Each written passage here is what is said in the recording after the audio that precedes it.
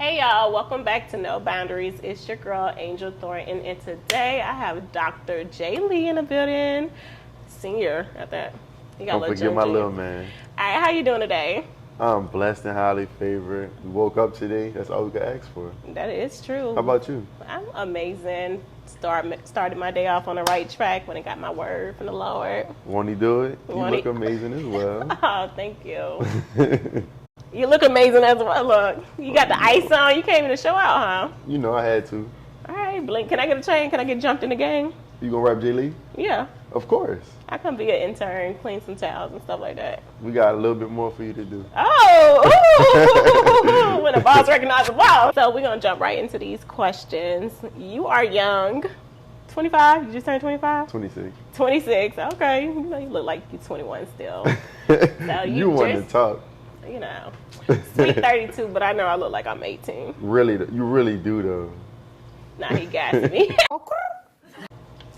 At 26, why did you think success came to you a lot quicker than your peers? I think my approach was different. Mm-hmm. Like, I've been very disciplined my whole life. Mm-hmm. Like, I don't drink, I don't smoke. I pledged Omega, you know what I mean, which is like a very fun and partying fraternity. Mm-hmm. And yet I still remain true to myself. Yeah. In the most accepting environment of turning up and Right. enjoying yourself, going to college and being in a fraternity. I was always different and very structured. Like, there's nothing that I will do that I don't want to do. So anything that I do, I 100% wanted to do Right. it. You understand what I'm saying? So I told myself I'm going to plan out my next 10 years of my life. I said that when I came here in 2014, and now I'm at the 10-year mark this year. That's the same. And I refreshed my goals. So what I truly believe was you have to have an end in mind. Right. And a lot of people work and just say they have a dollar amount in mind, but what about everything else outside of the money? Right. You know? So I just stayed focused. I wrote my goals. Every year I write out my goals for the year, but I pull them from the 10-year plan. And I update my plan every year and every quarter. And I back into my stuff every week. And what I don't accomplish this week, gonna roll to the next week. So you're very plan. disciplined. Yeah. Dang. How do you squeeze fun in there? Well, you know, you gotta have your way to have that as well. But it's like, fun for me was like a second priority. Right. It was not the primary, you know. So I looked at it like everything has to have a purpose and a meaning. And what is fun to you, you know? Right. Like, a lot of people say fun is going out to the club, but hear what I say, I don't drink or smoke. Right. So I'm irritated smelling smoke in the club. My throat hurt. And then you gotta deal with drunk people. And it's then Right. bad behavior, and then you know. I learned myself, like, fun, that wasn't fun to me. Yeah. Fun to me is being in a foreign country where people don't speak a whole other language that I don't understand, and trying to understand what they're saying, learning their culture, trying their food, zip lining, you know. Just experiencing life. Experiencing life. That's what's fun to me. Yeah, no, and I can relate on that. Like, I know for me personally, like, I've always been a hustler my entire life.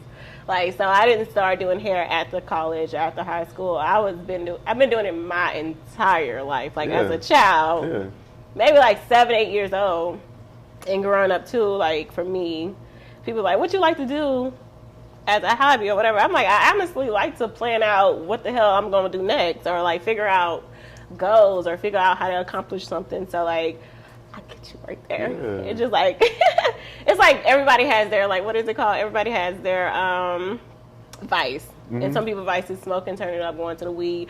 My vice is chilling, planning out things, trying to figure out solutions, and just what I want next in life. So I dig it.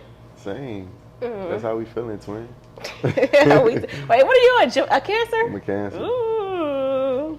And I'm not a sweet crybaby Taurus. Cancer. You're not a crybaby? No. That's what they say about y'all? That's what they say. They're like, oh, crybaby Cancer. Why you not a crybaby then? Are you on the cusp? No. You a dead ass Cancer. I'm a dead Cancer. I'm June 25th. You a dead Cancer? Yes. Oh, you on curse? Yeah. No, sometimes, but I'm a dead Cancer. I'm like, you pretty alive, but so you, what is that? A crab, right? yeah. But still water sign. Yeah, I'm an earth sign. Yeah. So that's why I'm so down to earth. But see, what's the one thing people need to survive? Water. Oxygen. Water. Oxygen. No, you could be breathing and dying. You need water. You need something for red blood cells. And Do water you really makes need the water? cells run through your body. Well, if you say it like that. If you starving and you drink a bunch of water, you So full. you saying people need you. The people Yes. need you. Need me. The streets need him. Got to. Can't live without me. Big J.Lee. Not the little one. Not the little one. Not the baby. Anyway, so I mean that's an amazing thing too, because you have a lot going on at such a young age. Like you're successful, you're a father. Like how is managing that? Honestly, like coming from an environment where my father, he battled like with substance abuse, you know, and stability. So I didn't have a father figure, but I always yearned for it. I had my grandfather, but he passed when I was in the 5th grade. No. And then I had my uncle, but my uncle, you know, was very busy. So he's a judge, he's a lawyer, he's a professor, and he's a father. So I was fortunate to have him as, you know, my father figure, but on a day-to-day in the house, it was difficult to have somebody. Right. So I always told myself that if I was ever blessed to become a father, I would experience everything I wanted and more, and make sure he never fills the voids that I felt. And, you know, just the curiosity of like, what that looks like to have my dad here from start to finish. So I put my son first. Like there's nothing going on that's more important. I've lost contracts. I've missed out on a lot of money. But if my baby's hurting, he's sick, I'm not going. Right. And if he's in Africa, wherever, I'm coming. Right. You know what I'm saying? And that's just kind of like how I've been able to be the father that I am while doing everything else, because I make it clear, like, I'm a father first. Right. Everything else can be here. You know what I mean? Children don't ask to be here. Yeah. But when you have them, you have to prioritize them. So that's just what I prided myself in from day one. Like, if he's here, that's so I'm here. That Little is so J.Lee. sweet. You know what I mean? I'm acting like he here. That is so cute and adorable. But nah, I definitely respect that. And a lot of people don't realize, like, I mean, the money is going to come. People, like, all that stuff is going to come. And that's one, like, little thing I live by is, like, I don't chase money. It comes to me abundantly. So, like, that's one thing I'm not always, like, stressing about. So I do, you know, I feel you on that. I don't have any kids, y'all. Not yet. Not yet, you know. But I do think I'll make an amazing mother when that time comes. But that's great. Especially, like, coming from your situation, you know, people could choose the route of like, all right, I don't have my father, so I'm gonna be an ain't shit person. I ain't gonna show up. I ain't gonna do this. Or you could choose the other route and actually do better than what your parents did.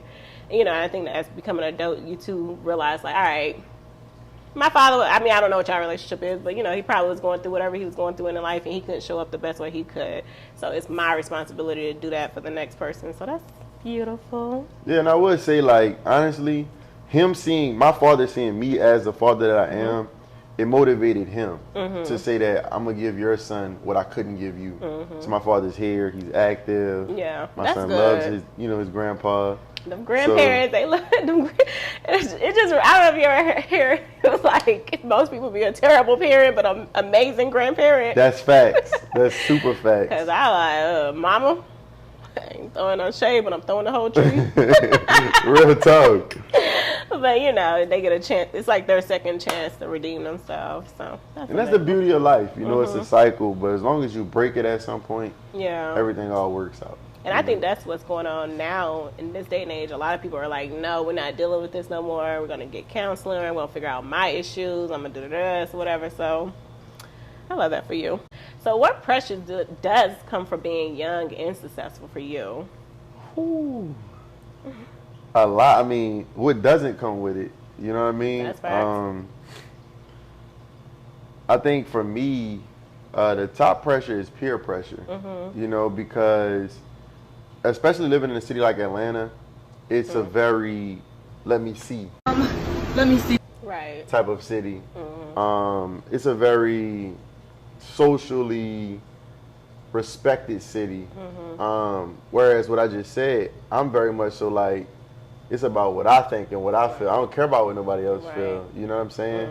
So I think that a lot of times peer pressure of initially like what you should have or the vehicle you should drive, the home you should live in, and so on and so forth, to keep up with the Joneses is sometimes a big pressure. Outside of that, it's also like the pressures of like sacrifice. Right. So for me, my life looks like fatherhood, family, and business. Mm-hmm. I'm blessed that my family are all part of the business. Right. So I'm able to see my family every day, all day. Mm-hmm. You know, all of my cousins, my dad, my brother, we all work together Mm-hmm. every day. But because it's always a family-ran business and the stresses that come with it, there is no time off. Yeah. You know, so often for me, I have to plan my days based on being a father first, business, and then pleasure, and then the gym, and then whatever I want. You know, and in this era though. Right. So just the pressure of not being able to go to this trip or to purchase this vehicle or this house, even though I might have the means, but I have to look beyond today and look at the future. Right. Just because I got it don't mean it's for you or it's for that. Correct. I feel like you got to plan 10 steps ahead when you in the entrepreneurship world. You have Everybody to. think you got an unlimited bank account. I know, at least for me. Yeah. I be like, yo, do y'all think I'm not a damn millionaire? Me personally, I'm not. So like, but niggas, black people, family members, especially like, you know, you from New Orleans originally, right? Yeah. So I'm pretty sure everybody in New Orleans consider you a celebrity, unlimited access. Boy. Like, can you buy me a house at this point? That's Literally. what they be like. Literally. I don't know what it is about that. I'm like, yo. No, I get ridiculous calls all the time, so I can imagine. I get a call every day for something. Mm-hmm. Can I borrow this? Can I live in this house? Can you pay for this? Can you put an apartment in your name for me? Yeah. Yeah, cosign. No. What? No, I got, can you put an apartment in my name for me a couple days ago? I was like, what? That's how I want to use your credit and your finances. No. That's going to leave me responsible and liable. Correct. And me personally, I've been in a place where I put an apartment in a sibling's name. I mean, for them, I got them apartment, and that's all right. First couple months, I got you. After that, the motherfuckers did not show up for themselves. So it just be like, it'd be too much. Yeah. So you got to be comfortable with that. And that's another part of the pressures, like you were saying. Like, the family pressure is real.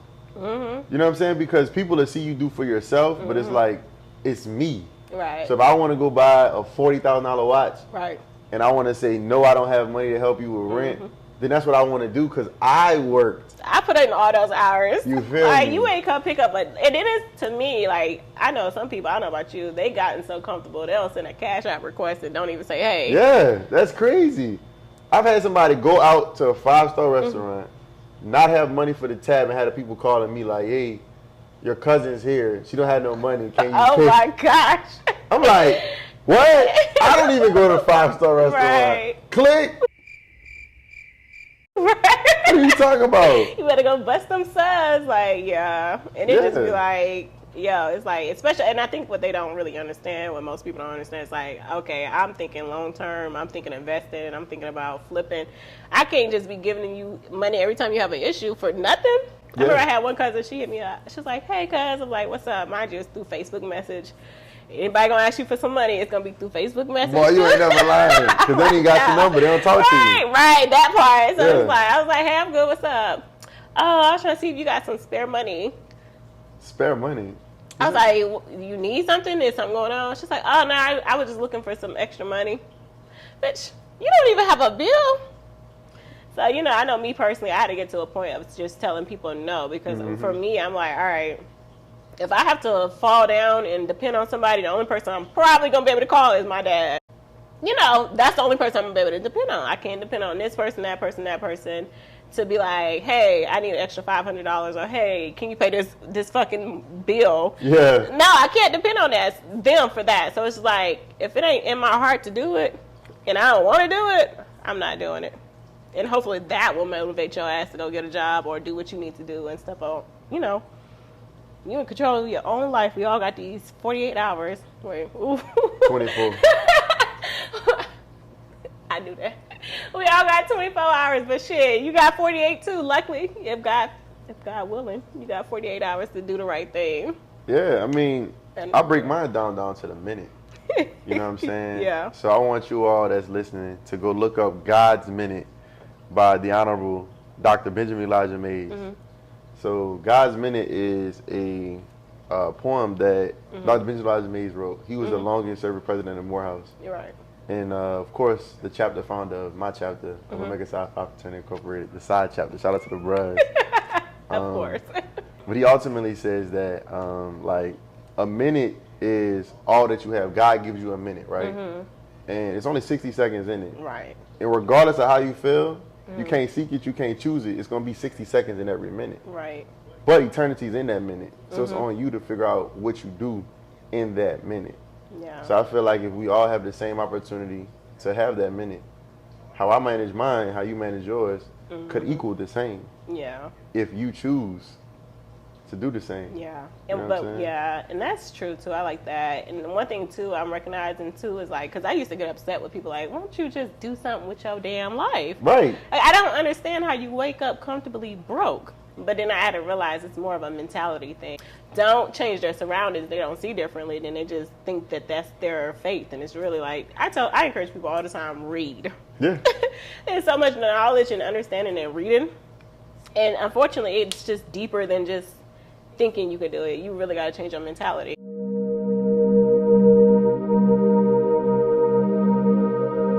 So speaking of that, like, how important is it the company that you keep to you? How important is that?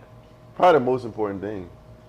Because, like, if you hang around people that have low aspirations, then they can never understand your aspirations. So it's like, if you aiming for the stars, but somebody else is aiming for the ceiling, that's two total different things. Both are high, but not the same in height. You know what I'm saying? So the people I hang around are like-minded. I hang around people that understand what I'm going through, that could actually relate to what I'm doing or what I'm trying to do or working on doing. Or provide some insight. Yeah. So, you know, I learned too that there's friends for different things. There's friends to have fun, there's friends for business, and there's friends for life. You know what I'm saying? So I have become able to segment where I hang out with each friend in what environment, because in this day and age, a lot of jealousy is brewing. Right. Because 10 years goes by, I'm here, you're there. Right. But we had the same route. You just chose to deviate. I stood on it. You know what I mean? But that happens. But I think that, you know, the company you keep will drive a lot into what you do. If you have people that are associated to bad things around you, then people might look at you differently. You know, if the company around you isn't motivating you, then you're going to become complacent. Right. You know what I mean? So I'm big on that. Like, I only hang around people that pour into me and that I can pour into to help and grow with me. You know what I mean? No, I definitely understand that. What they say, if you're the smartest person in the room, you need to walk in another room. Get out. Yeah. Because, like, you can't learn nothing from that. And it's like, you know, naturally, people who see you doing things, they're going to want to latch onto you and be around you. And it's just like, the more you get to know them, it's like, yo, mentally, we on two different wavelengths. What excites you, social media gossip, I don't care to hear. The little pettiness, I don't care to hear. Like, like, people be so surprised and they be like, oh, do you know this some person on social media? I'm like, no. And I always say, either you watching people live their lives on social media or you're living your life and posting it on social media. You can only be one or the other. You can't really be both. Yeah. Because people who live in their lives, they're not strolling all day 24/7 trying to see what you got going on. No.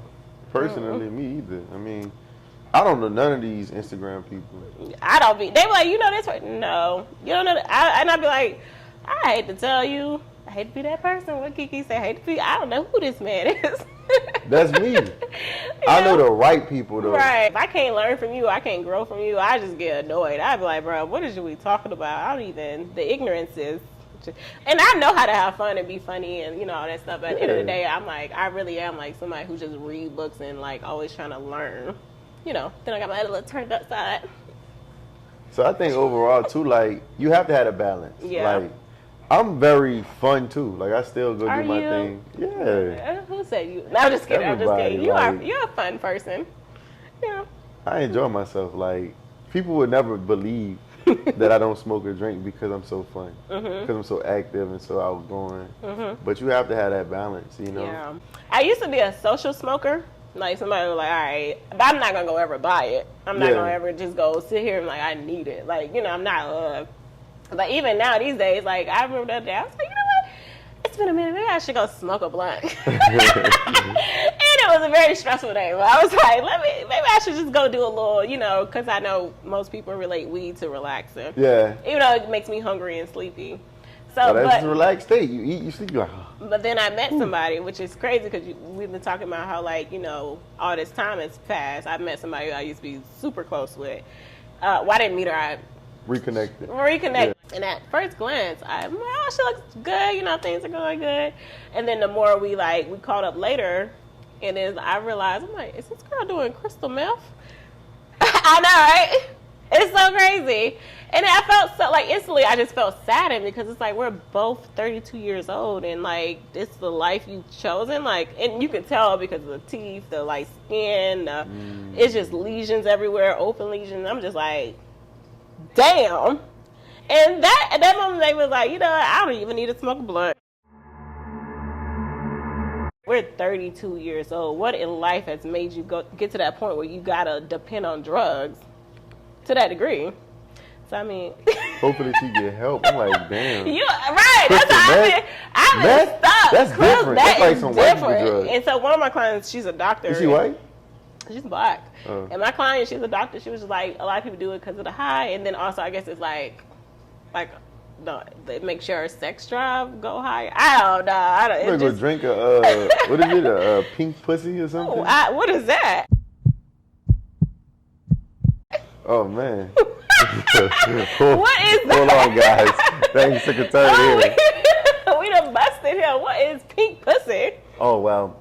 From what I've read, because she said she likes to read, it is a natural herbalistic shot that enhances the woman's moisture in a certain area for an extended period of time. Oh, wow. Yeah. Okay. Well, I don't need help in that department, so I don't think I need that. Well, that is so for that extended period of time. I don't need help in Okay, then. What Beyonce say? You don't need lip gloss on it? No, it was Rihanna who said it. That woman. See, I don't know these people. Oh, you know them. You know Beyonce and Rihanna. If I had to choose, I'm taking Rihanna. Rihanna, of course. Most of America. Baby. That's that Pisces for you. Anyway. Well, back on topic. Okay, so what's the one thing you feel like people misconstrue about you? Misconstrued. I don't know. That's interesting. That think you a hoe? Are you a hoe? Retired. I'll address that first. I think women would assume that I just have a ton of women that I deal with. But I'm actually not like that. Yeah. I'm very much so selective. I'm very much so kind of private and low key. Now, in my younger days, one may assert something differently. However, I want to make it loud and clear. On Threads, I could be found as @TheWholesomeQ. Because I'm a wholesome Omega man at this point in my life. You know what I mean? But they would assume that I would have a lot of women. Some would say that I'm naturally flirtatious. Yeah. Do you think I'm flirtatious? I don't think so. You see what I'm saying? I don't think so either. I don't know. People would I guess I assume gotta that. ask the people you've been flirtatious with. Well, if I haven't been flirtatious with you, then I haven't been flirtatious with anyone. That's my point. You know what I mean? That's not a point. Anyway, that's a nice way to smooth that up out of there. But but that is the beauty of life, though, because even if you were that person at one point, you're in life, you at least should constantly be changing and evolving. And I remember I was talking to my ex the other day. He was like, "Yeah, Angel, you're just so mean." I'm like, actually, I'm not mean. I don't think I ever anymore. Maybe I don't think I ever actually been mean, but I do think I had a short temper for bullshit. But now I'm a little bit more fuck it. And you know why I became a fuck it person? Because I googled, can you have a heart attack from being anxious all the time and anxiety? And you in fact can get a heart attack from that. So I was like, I refuse to allow people to give me a heart attack. Yeah. So yeah, just I don't care. It is what it is. That's it. And I think that's American culture too, because I'm pretty sure you see this too. Like when you go out the country, everybody's so slow paced. Like they move like it ain't no time. Like time isn't nothing. Like, have you seen that? Like, you know what I'm talking about? Yeah. So, well, like I told you, I like to travel, right? And I spent like a week in Jamaica. And I was like, man, we got a problem. And the driver, I had a taxi driver. He said, no man, no problems in Jamaica. Only small situations with a quick, easy solution, man. Ooh. Bless up. Oh. So I said, y'all don't have problems? He said, no man. Only small situations Yeah. with a simple solution. I like that. They taught me that there. I went to Cuba in 2016, right? Yeah. I said, how do y'all feel here, like being secluded from the world and under control? They don't have internet, nothing. Like you have to go to a place to get internet, right? They said, here, don't worry, be happier, is our saying. Yeah. Please don't worry. They don't worry. Them people are About happy. a thing. What Bob always say? Because every little things it's going to be all right. But no, it is so funny though because we get stuck. Like I remember I had a client, she was like so agitated. I'm like, why are you so upset? She's like, oh, this package, it should have been came. Like it's been like, I was like, how long has it been? It's been 2 days. 2 days? It's going to come. I was like, Amazon has spoiled these people. I was like, what the hell? It used to be a time where it used to take 7 days, 14 days. Like, it's not that serious. But again, like I said, I think it's an American culture thing. It is. Because when I was in Jamaica with my dad, Lord, God bless his soul, he got a little short fuse sometimes. And like, I was like, the lady, like, they're ready to go, right? They want to go somewhere else and eat. I'm like already fixing a plate because we've been in this mall. So I'm waiting on the lady to finish up with the plate. And she's just like, la, la, la. And you don't want to agitate them. You don't want to be like, yo, can you hurry the fuck up? Yeah. So I'm just like waiting. And she's just taking her time And I'm just like, yo, ain't nobody else in this place. What is taking, like, and, you know, and my dad's getting on my nerves in the background, like, we waiting on you. So, you know, anyway, Americans, we got to do better because it's just not that deep. We do. I mean, we have to find a true culture. You know, Americans don't have culture. We don't. But if you look at every other race, ethnicity, and country, there's a culture that's rooted in community or religion that's backed behind them. But as I've traveled to so many places, I realized that we don't have an American culture. Like, what is an American culture? Well, you know, the funny thing is I was thinking about this earlier. It's like because, you know, America, we break it down to subsections to our little states and stuff like that. And I was just thinking, like, I was like, damn, Georgia ain't really got no culture at all. Because, you know, even if we don't as a whole have a culture, like when you think about Mississippi or even New Orleans, it's like we got the Mardi Gras. We have, like, just things cruising the coast. Yeah. I was like, I can't think of one thing besides Juneteenth in Atlanta. Hot wings and football. Hot wings and football. That's the culture. And I don't care about football. That's about it. I mean, yeah, because Atlanta also is a place where most people are from somewhere else. It's just a melting pot of everything. Yeah. And you know, them slow cities, like at least from Gulfport, we be having our cookouts. We got the cruise on the coast. We got Christmas in the past. We got all kinds of stuff. And it's just like, it's unfortunate. Yeah. But I don't know. Atlanta, I mean, the United States is just a mess in general, though. Speaking of that, like, you know, a lot of people are moving away. Would you consider moving out the country? Not at this juncture. Yeah, my little boy is 3. I have considered it like after my son is in college. Then yeah, like daddy in Europe somewhere, dog. Holla at me. When it's cold here, I'm somewhere else where it's gonna be hot in the Caribbean or somewhere probably. And you know, I will have properties in other countries to generate revenue and to go and enjoy it. But to move away full time, nah, not at this point. But like I said, maybe 15, 20 years when my son or my other children are out. Oh, you want more kids? Yeah, I do. How many kids you want? I want a lot of kids. You want a lot? Like 7 or more? Probably like 8. 8? Yeah, 8's my favorite number. Y'all better line them up. He trying to shoot them out. Okay then. Because listen, back to the culture. Back in the day, they had culture where grandparents were one of 12, one of 13. Yeah. You know what I'm saying? They had real legacies and lineage. Yeah. In America, African Americans we are the minority, but for multiple reasons. But there's other minorities outnumbering us in our country. Right. And it's just the work ethic too, though. Like, I always say, like, Black Americans, okay, what y'all think, but I be feeling like Black Americans, like, not all, obviously, think, like, we got it so bad. And I'm like, do y'all see how they treat Mexicans? And Mexicans will work their ass off. They'll work, I feel like, work anybody. Between Mexicans and Asians, they outwork everybody. And people wonder, like... That's hard.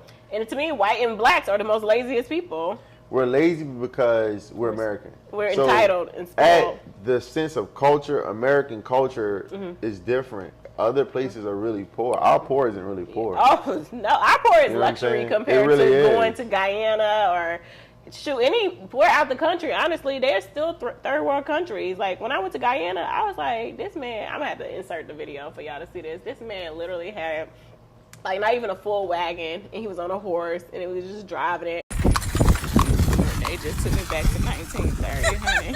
And I was like, girl, what the hell you got me at? Like, our slums is not even the slums. That's luxury apartments compared to out the country with no roof, no doors, no hot water. I'm just like... It's different. The struggle is different. So I think, we just have to develop. So me, I said, how do I develop and make my stake on it? And that's by me having my strong lineage of my own. So like I said, probably like at least a handful of kids. But once I find that person and we are locked in, and goals align, and we end up getting married, then, it's not really going to be a how many. It's just however comes. Right. I have no problem with it. If I have 20 kids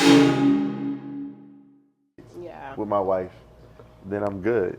I always say people do kids wrong. Like, if I was a single mother right now with 3 kids, all the motherfuckers would have YouTube channels, open up toys, unboxing something. We about to make some money. Like, people be having kids and struggling. My son got money. My son he's a model. So he did Carter's Baby. He was on Amazon last season. Last winter season. Look at that. That's what's up. Okay, J.Lee. He got his first gig at 5 months. That's what's up. Yeah. That's amazing. Okay, you doing it the right way. Y'all better take notes, honey. Like, I remember this one girl, she hit me up. Again, I'm from Gulfport, Mississippi. I grew up there most of my life. She hit me up. She's just like, oh, I'm so inspired by you. I feel like I did life wrong. I have like 4 kids now. I don't know what to do. Da, da, da. I was like, you can't look at your kids like a problem or something that's holding you back. Yeah, a burden. You gotta, like, shit, you got 4 kids. I'm sure they do funny things. I'm sure they play. Do a damn YouTube channel. Like, there's so many things you gotta do, but you just gotta, like, open your mind to it. Like, especially with this technology world. So I'm trying to get a YouTube check now. Okay. Me too. For sure. We gonna get it. It's coming. Let's work on it. But anyway, so as you growing through your life or whatever, you might have already answered this in your own way, but how do you feel like people misconstrued you? Yeah. Why? I mean, I think people would think I would be like a little stuck up or unaccessible. You stuck up? Yeah. People be saying that about you? Yeah, like, I didn't think he was gonna be that cool, like, because of where you are in life. Right. I was like, my answer to that is always like, well, I would not be that cool because I remember where I was in life. You get what I'm saying? So it's like, I think people would take me to be a very stuck-up person, serious person. I'm very serious. They say that. That's what they always say. You seem very serious. And I am very serious. If you catch me in the right element, I'm going to be serious. Yeah. But I'm also very, very just outgoing and cool. Right. But I'm not stuck up. I'm not somebody that forgot where they came from or just too big to talk to anybody. I talk to everybody. I show love to everybody until it's a fault for me, to be honest. Yeah, but what I've learned too, though, is a lot of times what people like think of you is what they think of themselves. Like, you put me on a pedestal, I'm just gonna stay there. Like, if you want to come and say something, I'm here. But like, that's what people tend to do, especially when they see you outgrown your circumstances or the level at which they were. Like, oh, he too, child, say something. Okay. He's the nicest person I know. See what I'm saying? I don't know. Maybe, you know, everybody experiences you differently too. I've realized that too in life. Because, like, I know for a fact, being a hairstylist, a lot of people, you know, now we have to do a lot of social media reels and stuff.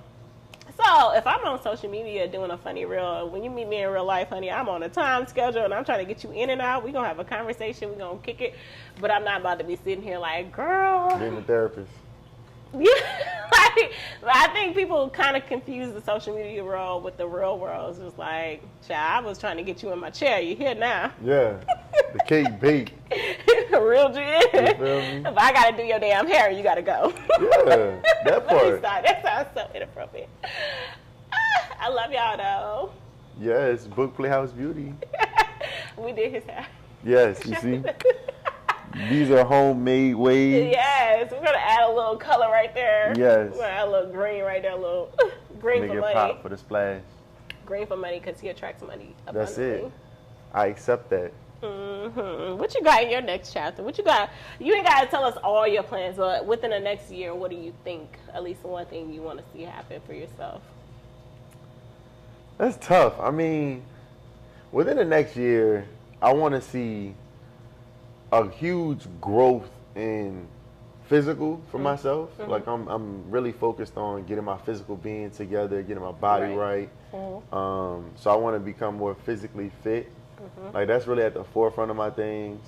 On the business side, I want to do more development for like new construction, like multifamily. Right. So I'm working on some multifamily new construction developments. That's gonna be dope. I've done a ton of like renovations. Yeah. But I want to do from the ground up. You know what I mean? So renovation is kind of like your baby. That's like your spot. That's your lane. Yeah, I can do that all day with my eyes closed. But now you want to do something different. Yeah, I want to get into that straight new construction game and just see what's out there, how it works.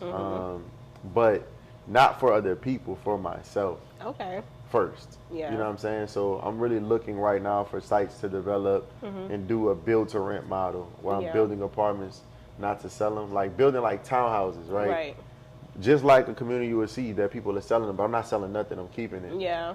And then that's when they sit, rent, and here's my son's college fund and whatever else that goes into his trust. Yeah. You know, one thing I know you said about the physical, one thing I learned, are you a morning person or are you an evening? Morning. You're morning? What time I do you get up? Every morning like clockwork, at the latest 7. 7? If I go to sleep at 5, I'm up at 7. I hate it, but I love it. So one thing I had learned actually, like read, you know, like I said, I like to read and I like to watch like people who are like doing something. And actually, I got this advice from like, you remember when, what was that platform where you get on there and speak? You remember doing COVID? Treehouse. Treehouse.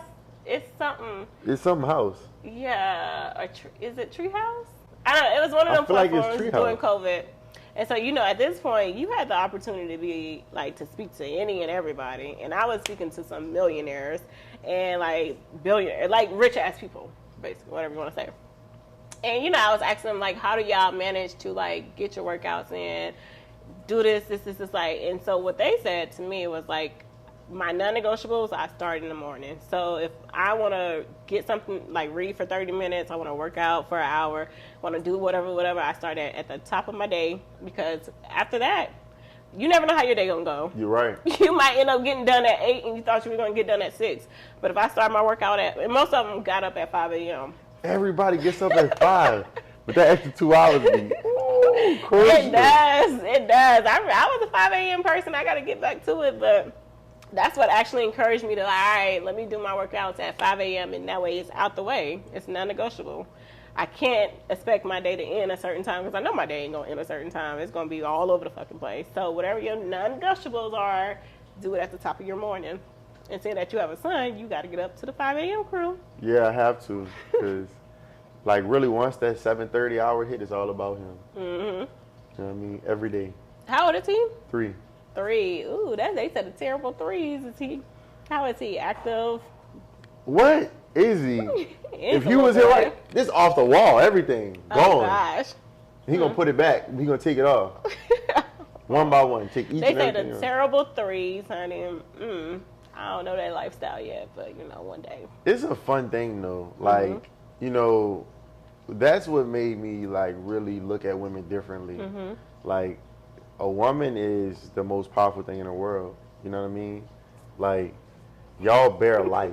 Right. And me seeing that and cutting my son's umbilical cord and seeing him literally take his first breath and watching that lady slap him, I almost lost my mind. But I realized why she slapped him. Right. It's to make him breathe or something, right? I really don't know. I think it's like to make him like, they got to do something. She slapped him hard. I'm like, hold on. What's up? Like, I think they technically still dependent on their mom, so they're like, all right. Yeah. Time to wake up. Time to wake up. So yeah, they wake up and you see them from there, like, and the time flies.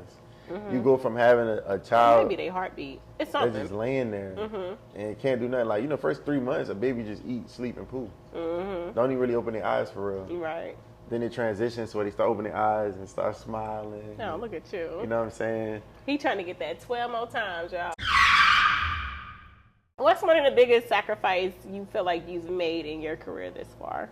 So I've been in school for 10 years. You get what I'm saying? Say that again for my little brother. How long you been in there? I've been in school for 10, like after high school, I've been in school for 10 years. 10 years. Straight.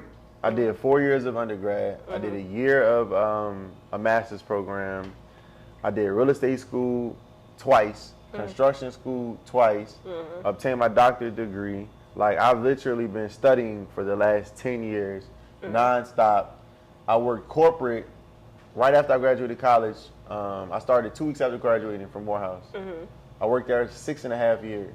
Oh, wow. Until this past February, while opening 3 other big businesses, right, and trying to maintain that while being a father. You get what I'm saying? So the sacrifice was my social life. So everybody was outside turning up during COVID. I had a newborn, and I'm in school, and I got a full-time job, and I'm trying to get this construction license. And he was doing credit repair. I remember that. And I'm doing credit repair. Yeah, you know what I'm saying? I was doing everything. Time to do all this stuff. Man, that's back when I was like really locked in. Like I was 5 a.m. every morning and sleep by 10. You see what I'm saying? But that's really what it is. It's the biggest sacrifice of like time. Yeah. What's your way of like dealing with failure? I think that when people have situations that they feel defeated with, they have to find a way to make their biggest weakness their strongest strength. Right. So in places that I don't know, I go seek to learn. And a lot of times you have to have humility and humbleness to be willing to learn in certain environments. So I would look at it like for me, for real estate exam, right?